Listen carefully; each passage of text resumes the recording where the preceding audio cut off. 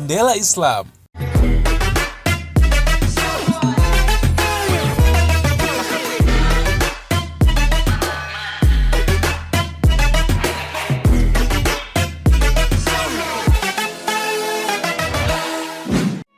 Sahabat Muslim, bagi Anda yang sering mengikuti majelis maupun kajian Islami, pasti sudah tidak asing dengan almarhum Habib Munzir, bukan?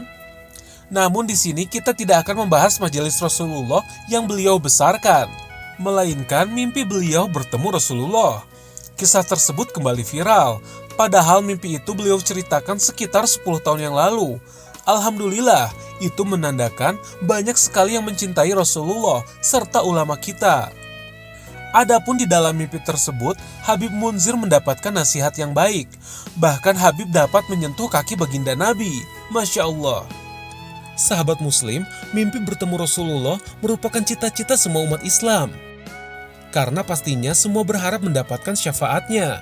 Seperti yang diungkapkan oleh Imam Nawawi, maksud dari mimpi bertemu Rasulullah ialah kelak orang yang bermimpi akan meraih kedekatan dengan Rasulullah di akhirat, serta bermakna kelak orang tersebut akan mendapatkan syafaat dari baginda Nabi Muhammad SAW.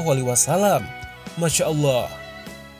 Adapun kisah dari orang-orang yang bercerita pernah bermimpi bertemu Rasulullah rata-rata memiliki perbedaan dalam melihat perwujudan Rasulullah.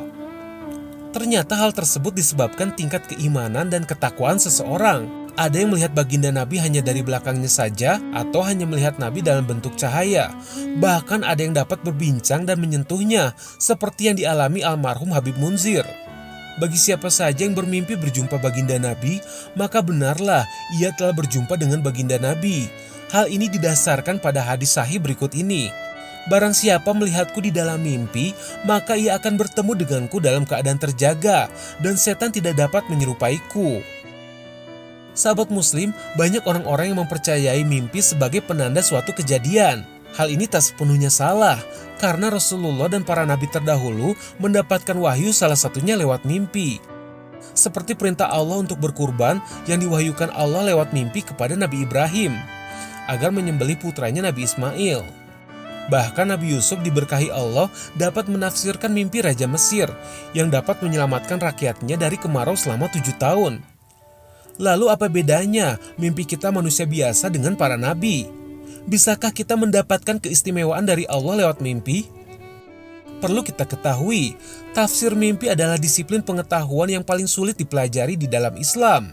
Jika dibandingkan dengan keilmuan yang lain seperti ilmu tasawuf, ulumul Quran dan sebagainya. Namun untuk menjawab itu, ada hadis yang dapat kita jadikan dasar dalam membagi jenis mimpi. Yakni dari Abu Hurairah radhiyallahu anhu menyebutkan, mimpi itu ada 3 macam, bisikan hati, ditakuti setan, dan kabar gembira dari Allah. Jika seseorang mimpi pada kategori yang pertama, maka mimpi ini tak perlu diceritakan pada orang lain, apalagi ditafsirkan. Sebagaimana riwayat dari Jabir tentang seorang lelaki yang datang dan menceritakan mimpinya kepada Rasulullah. Ya Rasulullah, aku bermimpi, kemarin seakan-akan kepalaku dipenggal. Bagaimana itu? Tanya lelaki tersebut. Rasulullah pun tertawa, seraya berkata, apabila setan mempermainkan salah seorang dari kalian di dalam tidurnya, maka janganlah dia menceritakannya kepada orang lain. Demikian juga mimpi kategori yang kedua, mimpi buruk yang selalu teringat bisa jadi pertanda keburukan. Maka hendaklah si pemimpi menahan diri untuk menceritakannya kepada orang lain. Karena hal tersebut membuat setan bangga, merasa dirinya telah berhasil menyesatkan cucu Adam, dan tak menutup kemungkinan ia akan datang kembali ke dalam mimpi tersebut, hingga akhirnya orang tersebut percaya dan yakin terhadap mimpinya. Adapun mimpi jenis ketiga menggambarkan kebenaran. Mimpi yang baik dan menggembirakan inilah yang patut diceritakan, serta dimintakan penafsirannya kepada orang soleh. Imam Malik berpesan, tidak seluruh mimpi patut diceritakan, hanya mimpi-mimpi yang baik saja yang patut diceritakan. Misalnya seperti bermimpi bertemu baginda Nabi atau bermimpi naik haji. Untuk lebih jelasnya, mari kita simak pemaparan berikut. Bismillah, wassalatu wassalamu rasulillah wa ala alihi wa ba'du. Assalamualaikum warahmatullahi wabarakatuh. Alhamdulillah, pemirsa Jendela Islam TV One yang dirahmati oleh Allah. Jadi ada di dalam hadis yang menyebutkan Ar-Rawiyah, salasah min, pertama ar-rahmah, wa min asyaiton, dan wa haditha nafsa. Artinya apa? Yang namanya mimpi itu ada 3 hal dalam hadis itu. 3 hal itu yang pertama dari Ar-Rahmah, itu dari Allah. Yang kedua, asyaiton. Mimpi itu datang dari setan. Yang ketiga, ya dari kamu sendiri. Bunga pikiran gitu ya, bunga tidur disebutnya itu. Nah, 3 hal ini yang kita harus pahami. Mimpi, kalau seandainya, ini dalam hadis dituntut, kalau seandainya mimpi itu mimpi yang baik, ya, itu kita bersyukur sama Allah, dan kita boleh ceritakan hanya kepada orang-orang yang kita percaya, yang kita yakin tidak terjadi fitnah. Jadi jangan sampai kemudian mimpi yang bagus, bersyukur, berdoa, kemudian kita ceritain ke semuanya. Bisa jadi itu nanti fitnah. Ya. Kepada orang-orang yang kita percaya aja, kepada orang-orang yang kita sayang, yang dia sayang sama kita juga. Itu cukup. Nah, kalau mimpinya tidak bagus, jangan diceritain ke siapapun. Iya. Nah, kemudian berlindung kepada Allah. A'udzu bikalimatillah tammati min syarri ma khalaq.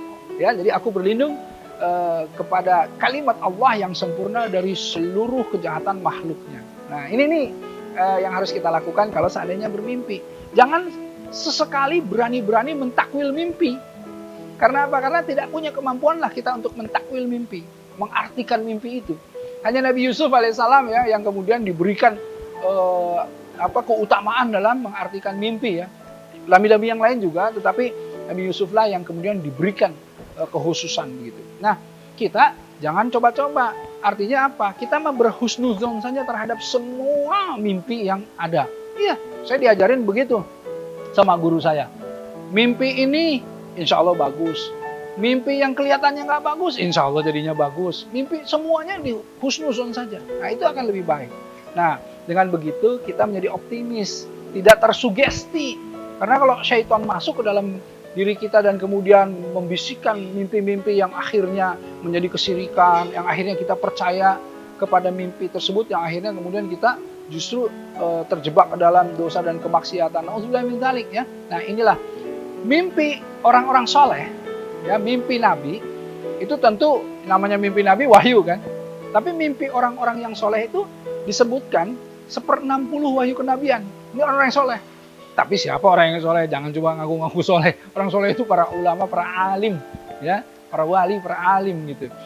Nah, kemudian kalau kita bermimpi tadi husnuzon, nah kalau kemudian ada orang yang bermimpi tentang Rasulullah SAW, ya itu tandanya dia bermimpi betul bertemu Rasulullah, karena yang namanya syaitan tidak bisa menyerupai Rasulullah SAW. Nah, jadi kita harus optimis. Semua mimpi berhusnuzon saja, ya. Ingat, kalau mimpinya bagus, bersyukur kepada Allah, berdoa yang baik-baik dan ceritakan kepada orang-orang yang kita percaya, yang sayang dan kita sayangi, ya. Jangan kemudian disebar, jangan diposting gitu di sosmed, takutnya jadi fitnah. Apalagi mimpi yang buruk. Mimpi yang buruk jangan diceritain kemana-mana, berlindung kepada Allah.